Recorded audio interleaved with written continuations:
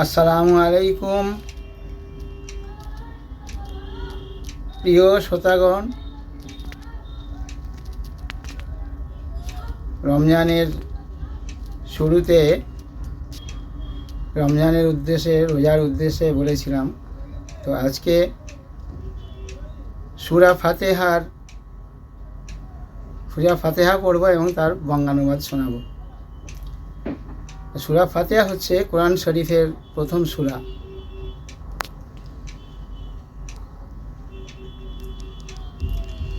আউযু বিল্লাহি মিনাশ শাইতানির রাজীম। বিসমিল্লাহির রাহমানির রাহিম।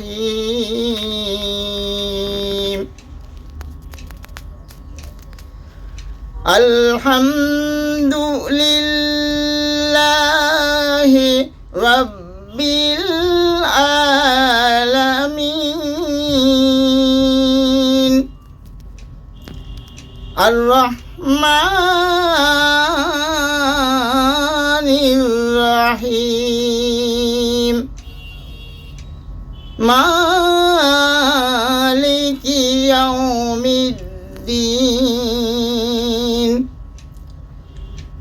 ইয়্যাকা না'বুদু ওয়া ইয়্যাকা নাস্তাঈন। ইহদিনাস সিরাতাল মুস্তাকিম। সিরাতাল লাযীনা আন'আমতা আলাইহিম গায়রিল মাগদুবি আলাইহিম ওয়ালাদ-দাল্লিন।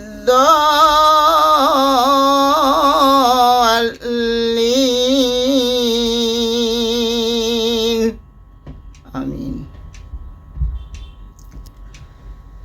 অনন্ত অসীম প্রেমময় তুমি, বিচার দিনের স্বামী।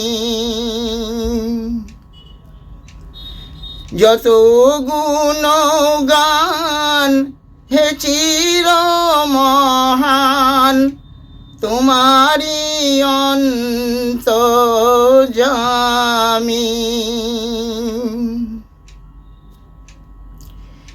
ধুলোকে ভুলোকে সবারে ছাড়িয়া, তোমারি সম্মুখে পড়ি হে লুটাইয়া।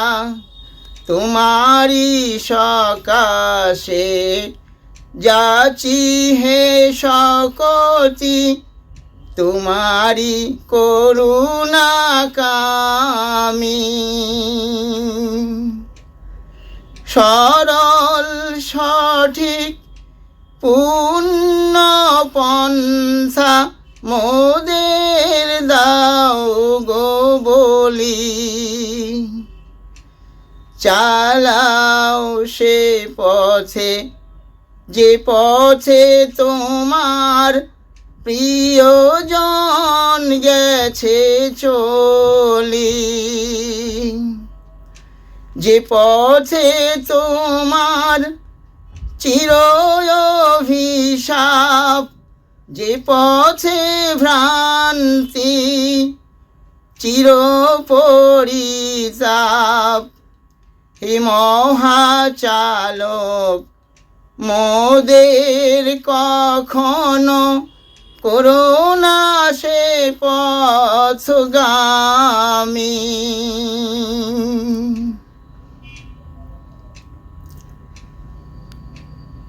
তো এই সূরা ফাতিহার বঙ্গানুবাদে বিচার দিনের স্বামী, কেউ বিচার দিনের অধিপতি, কেউ বিচার দিনের রাজা, এরকম বলেছেন। তো এই অনেকের চিন্তা যে আল্লাহকে স্বামী হিসাবে বলেছেন। তো সবাই জানি আমরা যে কাজী নজরুল ইসলাম একজন পুরুষ মানুষ। তিনি এক জায়গায় লিখেছেন, দিন ভিখারি হয়ে আমি ভিক্ষা যখন চাহিব স্বামী, তুমি শূন্য হাতে ফিরিয়ে দিতে পারবে না কো আর আল্লাহ করোনা বিচার, আল্লাহ করোনা বিচার।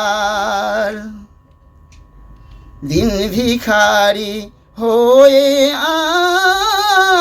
আমি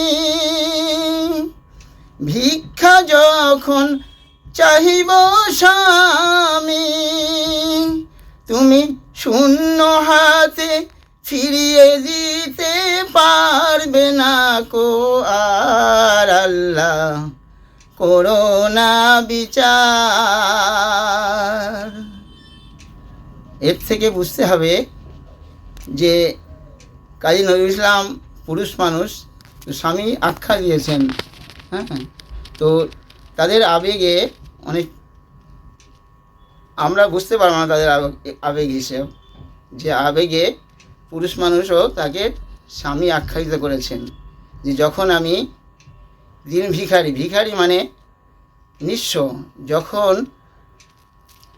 ভিখারি আমি ধর্মের, দিন ভিখারি মানে ধর্মের ভিখারি হিসেবে নিঃস্ব হাতে যখন তোমার কাছে চাইব, তুমি শূন্য হাতে ফিরিয়ে দিতে পারবে না।